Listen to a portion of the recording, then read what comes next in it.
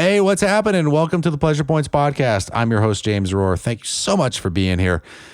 How are things going for you? I hope you're staying healthy and doing all that you need to do to stay safe and feel good during these unprecedented times. Today's episode, Jenn joins the show again because we are trapped together, and that's what's happening. So we had a good time. I hope you guys enjoy when she's on. And without further ado, enjoy the show.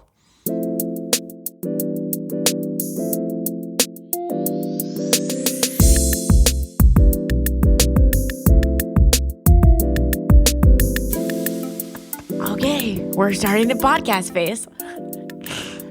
So awkward. I hope you don't do that with other people.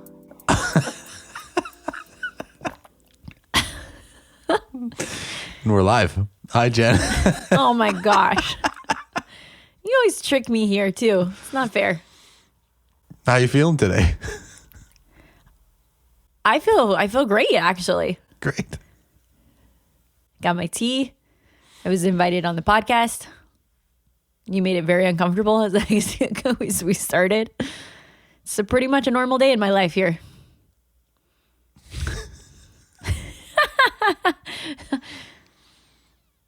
So for you the folks out there that have never met Jim personally or have never seen him, he does this very strange thing when you get an acupuncture session with him, and anyone who has experienced this knows there's a point in the conversation where Jim will just kind of stop talking and he just starts to stare.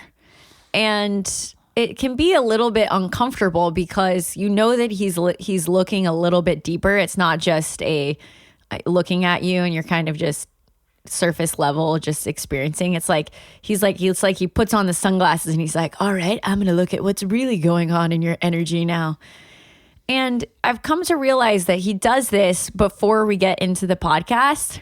And it's really intense. It's an intense feeling as a guest of the podcast, which I don't think he does this for anyone else. I think he just does it to me. And it's really intense. From the guest perspective, I don't think you should do it anymore to people on the podcast. In acupuncture, it's fine because then that's when everyone starts crying and they have all the breakthroughs and, it's the Jim Roark face. Even Wyatt talks about the Jim Roark face.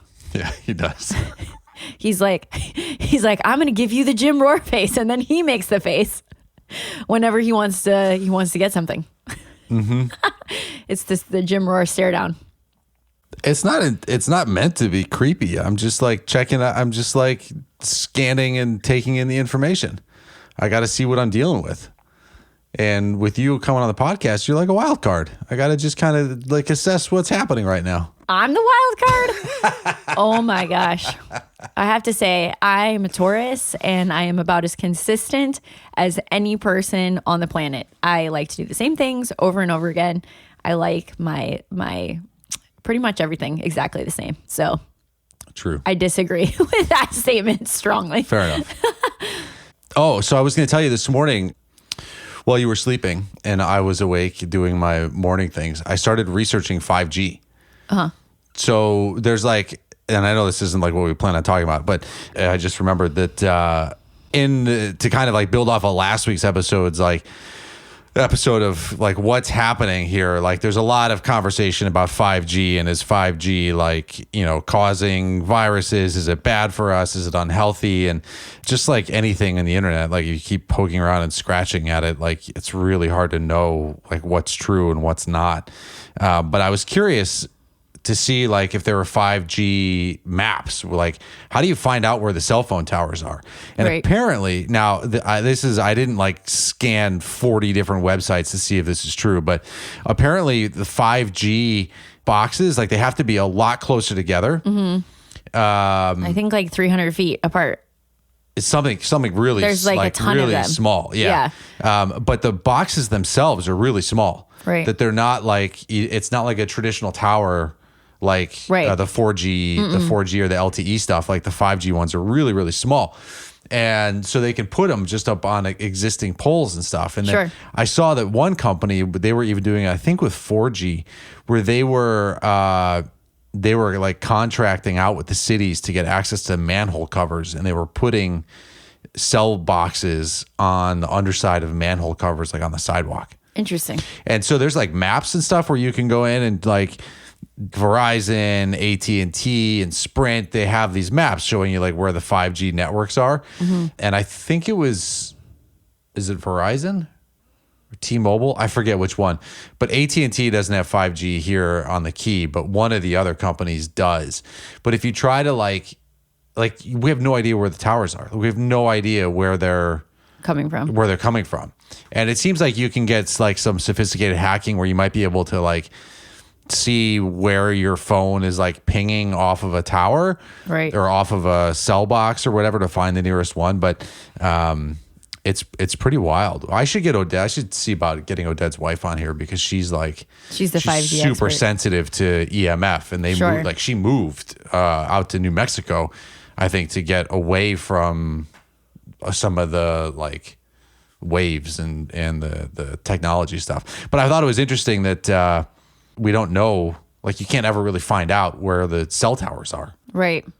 Yeah, that's bizarre. I was actually looking it up the other day too, because I had recently signed a petition on change.org this week, and I donated actually to their cause to help spread the message and sign the petition to stop putting those towers in our neighborhood. And, based on you never know, as you said, what the truth is, but based on what I've been reading with the health concerns for putting in the 5G, I think it's too big of a risk for everyone as a public society to install these. And it seems like it's already happening. So I just use this as evidence stacking up towards getting the van, because in the van, you could be in the middle of nowhere and you won't have to worry about 5G, because I think they're just mostly putting it in urban settings. But it's crazy because a lot of people say that there's trees that are being cut down in their neighborhoods because apparently the 5G waves can't go through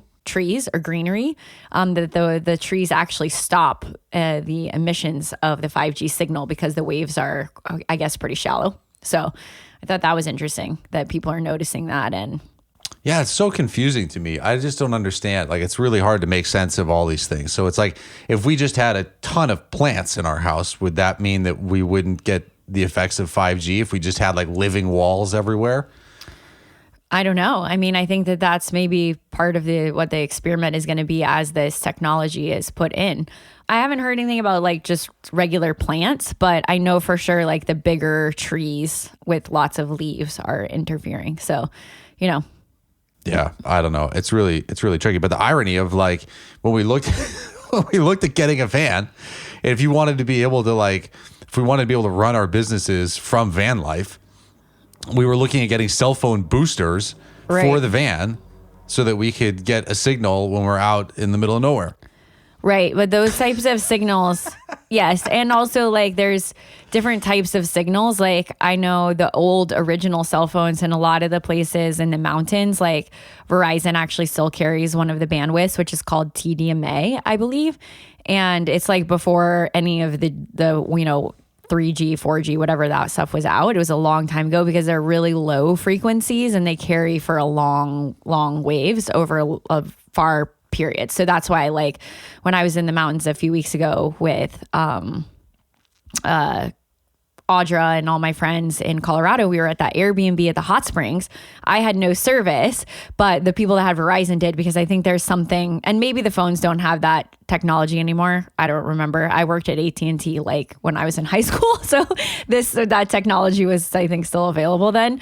But I do know that carrier in particular works better in the mountains because they have different types of frequencies go to their phones. So yeah, I think I think that is like a different thing than what we're dealing with the 5G. But, I'm kind of disappointed because I really like getting all the new iPhones and the upgrades with the cameras and all the fun things that we get to play with. And, as we go on, I may have to make a choice of whether I want an old technology that isn't able to receive that isn't even able to get on that network, or if I want to have the latest and greatest.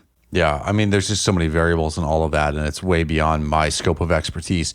But it does add another layer. Like the thing that I talk about all the time, especially when people aren't feeling well, is like, we've talked about a lot with the oils, is like you got to pay attention to your environment. Sure. What is the environment that you're in? And like the crazy thing is that, these people are putting in these networks without necessarily like our compliance. Like, I don't know how that's regulated. Maybe it's the FCC or something, but like, how can they do that? And it's kind of challenging to find out like what the impact is and where the towers are. And it could be that, I remember with the 4G stuff, when towers were going up, people were complaining of headaches and like insomnia and all this stuff. And it turns out that like the building that they lived in rented out their roof to have a tower be installed. And it's like, do you get any say in that? And so it's just like one more thing to take a look at when it comes to like cleaning up your environment. And, if you aren't feeling well, it's like there's so many things to start taking a look at that may not even be so obvious.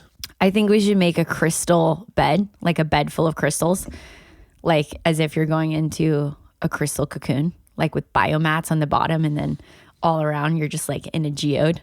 Seems like that would do something. That's like my dream goals. If we could live in if our bedroom was a salt palace and then the bed was made of crystals, yeah. I don't know. The place where Ram Dass was in Maui seemed pretty nice. That's true. That looked pretty nice. I'll just take a nice ocean view from the hilltops of Maui. Yeah, I think anywhere where you're more isolated in nature, but then maybe AT&T just installs one of those things right on your property, so you can get cell service. They just put like an armada of boats around the islands to pummel people with 5G. It's got to be really expensive to put all these towers in. Like all of those little boxes. I mean, they must have to put, if you have to do them every 300 feet, I mean, that's insane. It's got to be more than 300 feet, but it's definitely not as far as the 4G stuff. Sure. Yeah. I don't know. Yeah. Anyway, speaking of Ram Dass, a friend of ours, Lauren, pointed me to his documentary on, I think it was called Going Home on Netflix. It was like 30 minutes. It was beautiful. It was so nice. Yeah, I enjoyed watching that. And he was, the part of the conversation that came up there was he was talking about dying, right? Because it was filmed, I don't know, maybe a year before he died. And yeah, I've always appreciated like those conversations, and we lost Bill Withers died yesterday. Do you know who he is? Yeah. Or who he was? Oh, I didn't know that. That's sad. Yeah, so he died yesterday, which is heartbreaking. And there's another great Netflix movie called The Black Godfather, which I forget the guy's name, but it follows this African American like business mogul, this guy who was like behind the scenes and so much of the music and the pop culture that we know about, but most people don't know who he was. I had never heard of him until the movie. But it talks, one of the little narratives in that is how Bill Withers got his start, which is amazing, and I remember when Wyatt was born, it's funny with it when you have a kid because you realize like what songs you actually have memorized, right? And like what songs you could start like without a musical cue. You just remember what it was. Sure. And for me, it was "Lean on Me" was one of the songs, and so I would stand out on the balcony trying to put him to sleep and stuff, and I would like be holding him and I'd be singing that song. It's such a beautiful jam, and it was like it reminded me. I was thinking a lot about it because it was like. It was that song and, holding Wyatt. And I remembered doing like some vision quests, and we have the Chinoopa, the Native American, the pipe. And the people I was doing it with, when they'd put you out for vision quests for 24 or 48 hours and sometimes longer, you'd hold your Chinoopa and they would say, don't drop it. Like you must hold it the entire time. Which then just sent me into like a mental kind of tailspin of like, how am I going to hold this all the time? What if I sleep? And like all of this shit, right? But it's like in the process of holding it, it's like sometimes like it can get heavy. It starts off light, but just like anything you try to hold on to, it gets really heavy. And but it's like, the Chinoopa it means a lot of things, but in some ways it's like, it's symbolic of life. It's like, anyway, when I was holding Wyatt singing to him, "Lean on Me," it was like, he was about the size of the Chinoopa that I used to, that I would carry on those vision quests. And so holding him and singing to him and looking down, and it was like, oh my gosh, this is like he is the Chanupa and like life and all of the things. And like, yeah, of course we have to hold the life. We have to honor it and respect it. And yeah, I don't know. It was a lot of things kind of converged when I saw that Bill Withers news, you know. And this is what's happening. I mean, you know, people are passing away, and it's highlighted in the news right now. And I really liked how Ram Dass talked about, you know, what did he say? It was something like, you know, it's like you're just like letting go. He said it's like taking off an old shoe. Yeah. I thought that was nice, because I think, you know, so often death is portrayed as this horrible, like bad, awful, sad, and it is in many cases those things, but we think of it as a permanent end. And I think that what's really refreshing about, well, of course, it depends on your philosophy of what you believe, what happens in the afterlife. But according to at least the yogic traditions and, you know, some of the spiritual work that I've been doing for a while, you know, in my yoga teacher training, I was really surprised to learn that the ending pose where you just lay on the floor and everyone thinks is like a nap, Shavasana, it's actually called corpse pose. And for that reason, that you are actually the yogic texts and the reason why the sequences are designed that way and end is to prepare you for death. So every time you're practicing yoga, if you have that full awareness and full intention, you are becoming comfortable with your final resting. That's why we call it final resting posture, is to create a connection and an awareness of the process of transition and death. And before I had ever done yoga, that was something that I had never addressed before. I had never come into contact with that idea of like, holy cow, one day I'm going to die. And what that may feel like, or what that experience may be in my body. And I think it can be really scary, right? And I think that, you know, for me at least, even starting that process, starting that conversation has changed the way that I look and I feel about the way death looks to me and the way it feels as I navigate through the world. And I like that analogy of just taking off a shoe. I think that to me may be more accurate than this whole idea of like heaven and hell. And, you know, obviously we don't really know what's going to happen. No one knows, but at least for me, helps give me a little peace of mind thinking of it that way. Mm-hmm. I know what happens. Oh, pray do tell. Yeah. No, I don't know. I mean, I think that I read a great essay I posted on Facebook the other day by Charles Eisenstein, and he was talking about coronavirus. And one of the things that he touched on was that there's an opportunity here for all of us to kind of reevaluate as a culture our relationship to death. You know, and I had Dr. Jordana Jacobs on the podcast like long ago when I was starting this thing, and we talked a lot about death and dying, and she's been doing more work with I think his name is Michael Heber. He's got a book called Conversations About Dying, I think, or Death Over Dinner or something like that. Death Over Dinner, I think. And anyway, you know, Charles was talking about it in his essay. He touched on it a little bit where it's like, you know, there seems to be in our culture like this thing about like keeping people alive no matter what. And I think that that's just an interesting thing. I mean, I know that euthanasia is something that, you know, comes and goes and sometimes in the conversation, and just this kind of like, there seems to be this like pushing away of death and pushing away discomfort and doing everything that we can to like avoid that. Mm-hmm. But it's precisely the fact that we die that makes life what it is. Sure. And it's like the struggles, the challenges, the illnesses, the difficulties are what build character. They're what shape us. They're what literally shape our immune system. They give your immune system, like if you got like chicken pox, right? The immunity that you develop from getting it lasts you forever. Yeah.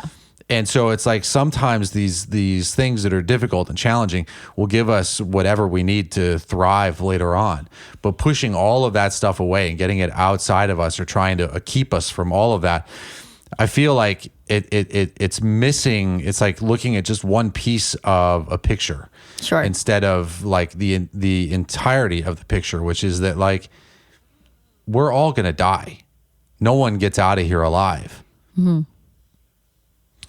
And like, I don't know. I just feel like this culture doesn't do a good job of addressing that. You know, It's like, there's just a lot of like pushing it away, instead of it being ingrained. And he gives a reference, I think it was to the Inca in the article about, you know, what the conversation is like for the Karo, and you know, in the anthropological literature, you can find all sorts of different conversations and approaches about dying and the afterlife and all that. The Australians call what we call life, you know, the Aborigines call this the dream time. But I am fully in favor of the more conscious and intentional conversations around death and dying.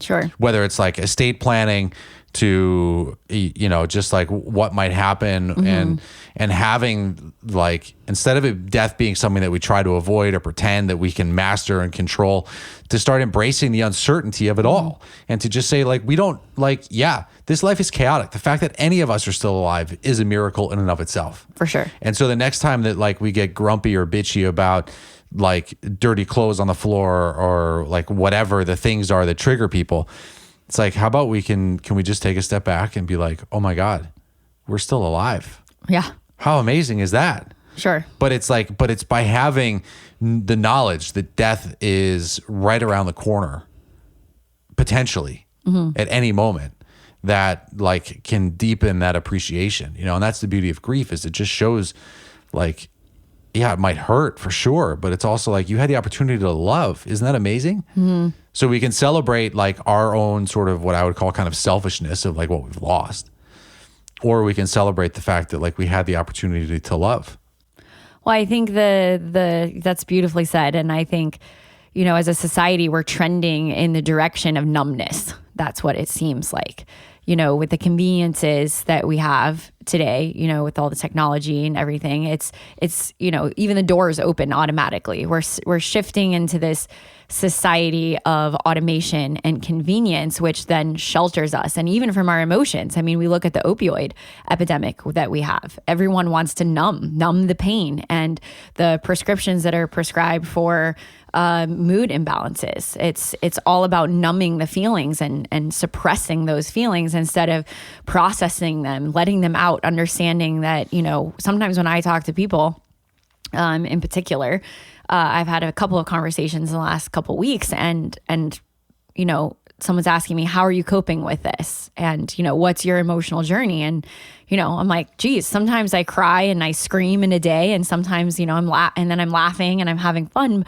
And it's the process of going through all of those emotions and allowing them to rise and fall that I think is part of that human experience. So, you know, you can love so deeply because you know the opposite of that. You know loneliness, you know isolation so well that the depth of the love can become even more profound. So I think that the general trend of this numbing is really creating a challenge for us in terms of the depth that we can love and the depth that we can connect with each other, because it's limited. And you know, I think with the conversation about death, it's been very interesting because my grandmother is 96 now. She's going to be 96 in August. So, gosh, it's amazing, right? To be able to live that long. And I've seen some of the research and some of the facilities now are experimenting with like psilocybin and different options for elderly folks to experience a more psychedelic world to help aid them in that transition to pass through, or rise, I don't know how you want to phrase that. It's however you want to phrase it. And yeah, I think it's super cool. I think it's really interesting. And I don't think my grandma will ever do mushrooms to be able to get to that place. But I think it's cool that conversation in the medical world is being opened up. And I think that having more options for people to help them transition, instead of just, you know, saying, oh my gosh, that's bad, we should just plug you into all the machines and help you live forever. Even when and your body isn't ready to live any longer. Or if someone's really afraid of dying, what are the conversations that we can have, besides just having a hospice pastor come in and talk to that person? What are the other ways that we can have a more open-hearted, interesting experience and conversation about death? Mm-hmm. He's doing the look again, guys. Yeah, and the other thing that I would say is, I'm just going to keep talking if Jim's going to stare at me. Like with all of this corona stuff, like I was at the airport leaving a few weeks ago before any of this stuff got crazy. And it was like, my dad gave me a huge hug and was like basically crying. Like it was a very emotional moment. And as I was leaving to go to the airport, I realized that, my dad maybe was saying goodbye to me for maybe forever. And I realized that, he was in the moment really feeling pure love for me. And also, we didn't have a conversation about, is this like a conversation that you may think that, are you preparing for death right now, or what is happening? And that was definitely a moment that struck me as like, wow, it would be nice to open up a conversation about that within my own family. Mm-hmm. Well, I mean, that's the beauty of like you said with yoga practice, right? Is like you're always preparing for death. Like if you're doing a yoga practice and going to Shavasana, like in some way you're preparing for death all the time. And so that's what's so interesting about our culture, where it's like, oh, we need to have like formal conversations about it. It's not just built into like the constant like dialogue and the recognition of it. I mean, even going to the grocery store and you just see all the fucking meat that's there. Right. It's like that was all living creatures. Right. That are all now dead. But we aren't like part of that process because we just walk into the grocery store and we're like, oh, I like the way this tastes, And when you've tried and you've done it with some of our friends, like, to kind of like discuss the supply chain as your grace before we eat, and it's like, it's kind of intense, but it's to your point. It's like, well, this is what happened. Right. Right. This animal was like lived in a cage, was murdered, and then like, the whole thing. And it's like, I don't know, just having that be there. It's like, it doesn't have to inspire dread, Mm-hmm. And in fact, for me, what it does is it's like, are we appreciating and living more fully in this moment, And I just think that, look, I mean, it's not meant to be a conversation about like, should we be sheltering in or not, but just the kind of assumption that like, we need to do everything that we can to ensure that even the most infirm of us can live longer. Like, I think that assumption, it's worth having a dialogue about it. No.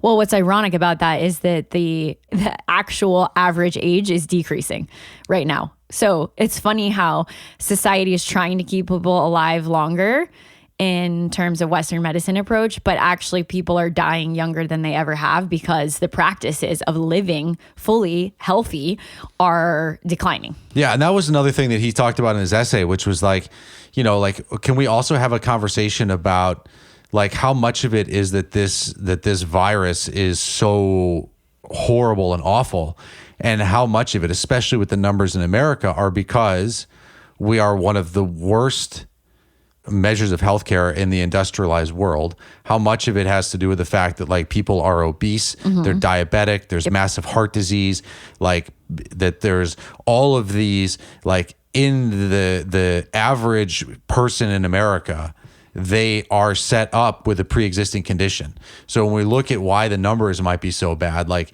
the conversation can't just be about this virus. It's got to be about like, well, how have people been living? Sure. And when do we address that? But he talks about, and we've talked about it too, of like just this idea of control and sheltering in, and like the virus, the war on the virus gives us a reason to stay in and gives us like a feeling like we can control it. But controlling the obesity issue and the diabetes and all of that is much more complicated, sort of, Well, I don't personally believe that it's that much more complicated, but there's big industry that's going to be impacted if other measures are taken around it. For sure. And I think, it just, is further proves our point of the last podcast, and also concern that, does our governing agencies truly care about our well-being and our welfare? Because a lot of the things that are put in place and the systems that are being literally rolled out, like 5G, is it really in the best interest of the health of the people? And why aren't there education and restrictions on the things that we know that are killing people? Junk food literally is killing people in this country, and yet it's subsidized by the government in many ways. And so, I think I get very fired up about all of that, because I think that it's so hypocritical to be saying, oh, we're protecting people from this particular thing, and yet we're easily supplying this other death agent. I'm going to just go ahead and say that people are eating every single day, that we know is linked to shortening their lifespan and keeping them fat and unhealthy. And at the same time, it makes no sense. It's ridiculous. Yeah, but that's also a slippery slope. It's like, here we're talking about like, don't take our freedoms. And then it's like, well, outlaw big gulps, or it's like, where's the government supposed to go? I mean, I personally believe that like the government should not be that enabling, like giving subsidies to things that create, sugars and, like if they're like the corn subsidies and all of that stuff, like is a problem. Like, how about subsidies for getting fruits and vegetables to inner city kids? Yeah, that's what I'm talking about. It's like there's none of that happening. Like, how about when healthier we look meals at schools and all of that? Like, when you look at a hamburger from McDonald's, it's like 99 cents. You can't even buy a bundle of broccoli for 99 cents. Right. Like that's crazy. And it's not easy to cook vegetables. It's not convenient as some of these other foods, these fast foods, and it's literally killing people. And yet we're trying to keep people alive at the same time. And that's precisely why our country is in the situation that we're in right now. But when it comes back, I mean, if we bring it back to like prolonging life, I mean, part of the conversation, and it's obvious if someone's like on a respirator or if they've had brain damage, right? The conversation becomes, well, what kind of life are they going to have afterwards? But I still think that it's worth having the conversation, even if we come to the same conclusion. It's worth having the conversation of like, why are we doing this? Like, because we think that, another day, another week, another year is worth it, or is going to have some kind of payoff that justifies this tremendous amount of cost to keep somebody alive for a little bit longer, as opposed to like, well, what if we just have a much more open conversation about death? And instead of making it like this horrible boogeyman that needs to be kept away at all costs, we can have some other kind of conversations around it. But for me, it's like, especially growing up Catholic, like the conversation that I would want to have around it is that it drives the point home to be much more like present and focused and like joyous and appreciative of this moment. Like this whole idea of heaven and hell. I mean, I just was like, this is insane. Like it doesn't make sense to me in any way.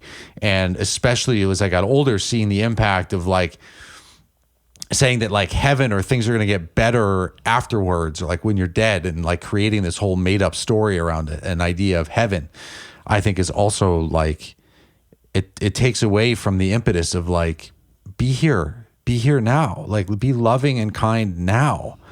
Let's do everything we can to make this the heaven on earth, if you want. And that's where the Ram Dass thing of, him just repeating his mantra of like, I am loving awareness. Yeah. I am loving awareness. I'm loving awareness. And to just like exist in that way is tremendous. Now, I mean, I don't know. I've been fortunate to be with few people in the last 12 hours or sometimes less of their lives. And it's a sacred charter. It's a sacred duty, for me. And it's, I don't know, there's just something beautiful about it. I think it was Ram Dass. Again, he's like, I love being with people who are dying because there I'm sitting with truth. Something like that. Yeah. That when you're in those last moments, like it's just It's just like, that's it. Yeah. You know, and I've seen in some cases, like, you know, all sorts of energetic things and all that stuff. And, you know, it just kind of goes into the memory bank of experience for me. But I've come to really just think about myself lately, and I've been listening to a lot of Alan Watts too, which has informed this, but it's like, I've been thinking a lot lately of just like, you know, we talk about previous incarnations and, you know, possible next incarnations. Like, yeah, of course there was a previous incarnation. Like, the molecules that make up you and me existed before you and me existed. And they had other forms here on this planet. They were part of other organisms or other things. Like, absolutely, there was other incarnations. But does it have to be that we have a soul, you know, that exists in a particular way that we can identify as I? Like, I'm becoming less and less attached to any concept of that. And that when we die, like, yeah, your body just returns to the earth, and the carbon and the oxygen and the hydrogen that makes up your body will go into other things. It's going to go and recirculate into other things. And we're part of this ecosystem here. And that, like, that's enough. That's enough. And if we lived a good life, I mean, if we you know, feel pleased with sharing the love and the kindness with the people that we want to, that's it. It doesn't need, for me anyway, it doesn't need to be any more than that. And if my body dies, and if what was, you know, what I identified as me in this experience becomes a tree, or makes up a lot of a tree, or is like swept away in the water and it goes out into the oceans, like, how awesome is that? Yeah. Like, that's it. You know, and so then Wyatt or you or anybody else that's like, you know, that's surviving can look around and, you know, look into any tree or breathe in any of the air and just be like, oh, this is like, these are my relatives. Like, that's it. Sure. For me, it just doesn't, like, I've really, because I used to spend so much time thinking about like the invisible and what else was out there, you know, and now it's like, let me just have a full embodied experience here and run this experiment of thinking of just like here, you know, and like we're tending to plants and like making sourdough bread and like, you know, like fermenting the things. And it's like just watching the growth and the life cycles of this, and allowing myself to just be totally enraptured by that. Knowing that like the growth is, of course, like there has to be death. Sure. I think too, as I've been thinking about some of this stuff, especially in the last few months, I've been thinking of it more from the perspective of birth, because, you know, obviously we're thinking about starting a family at some point and understanding my own body more, and how is the womb even receiving life, right? How does that happen on a cellular level? How does that happen within the fallopian tube and the ovary releasing the egg, and this creation of life in an instant? And then that got me thinking about, what if death were a similar transition? What if we are somehow, this may be a little far out there, but what if we as humans now are cells, and we are simply living inside of, you know, or we're eggs inside of the earth, which is an ovary of sorts. And then when you die, it's like a transition into this other cosmic life form. And we don't know. I mean, it's all craziness this coming out of my brain. Which, did you smoke before coming on here? No, this is why I don't smoke, is because I think about this stuff without doing any sort of drugs. This is just my normal brain. And, you know, I think that for you, maybe because you've had such profound experiences with the cosmic world, I guess you would say, or the things beyond the physical world. For someone like me who has had a lot of experience in the physical world and is more intrigued as I get older by the spirit realm and by consciousness, then that, you know, I really like that idea. It's almost like, not exactly like the idea of taking off a shoe, but that, you know, when we die, maybe that is the beginning of a whole other form of consciousness that isn't in our physical body like we are now, but who knows what that turns into. Maybe that consciousness is more living than we are experiencing now. We don't know. And Right. I like that idea of thinking, embracing the unknown, but from the perspective of it being a transition, and thinking of it as we are an individual group of cells that will then transition into some other form in reality. And it could be considered, instead of a death, considered almost like a birth. Well, for sure that happens here. It just in the physical form. Sure. Your body dies, the earth takes it back, or the wind takes it back, and will transform it into something, unless you get injected with formaldehyde and like whatever kind of crazy ass preservatives people use. Like, for sure that happens. Like, it doesn't even have to be in this sort of like extra planetary sense or extra dimensional sense. It's like just being here is like, it's enough. And like, I love entertaining thoughts of like what happens in the beyond, but like, I don't ever want it to come at the consequence of like not fully embodying here. Sure. Yeah. Awesome. Let's live life to the fullest in our house today. So anyway, so there's an opportunity here, I think, with this Corona time to start asking some questions, and that I can't recommend that Charles Eisenstein essay enough. So if you're interested in checking that out, by all means, please do so. I think it asks a lot of good, thought-provoking questions while offering a pretty balanced point of view, yeah, I mean, there's lots of, this can be a really challenging time, or it can be really a time of liberation, and a time of curbing some momentum that may have been carrying you in a direction of greater unconsciousness into an opportunity here to like pay more attention. Like, who am I? What do I like doing here? Like, how do I like spending my time? What are the things that I'm gravitating towards to fill the time? And, what does it mean about me and my relationship to life and my relationship to death and those around me, right? We all know someone who's going to be vulnerable or who's in the most high risk place. And so how are we interacting with them, and what kind of space are we holding, or conversations are we having with them too? Yeah, I think it's very, very relevant, and that's great words of advice. Awesome. Anything else? Just appreciate anyone that's out there listening. It's nice to have you here. So thank you for being a part of our community. Yes. Thank you. You can follow Jenn at Jennifer Panza. You can follow me at James E. Roar on the gram. And TikTok. We're on TikTok. We haven't talked about TikTok in a while. But we've got we're TikTok doing videos. a TikTok video today.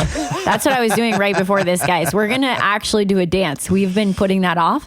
It's been on our agenda to become photographers, and also to do a real TikTok dance video where we're going to really dance. So stay tuned. Stay tuned. It might be on El Gato Libre. Yeah. On TikTok. El Gato Libre. All right. Thank you guys so much for being here. Stay safe, stay healthy, and we'll catch you next time.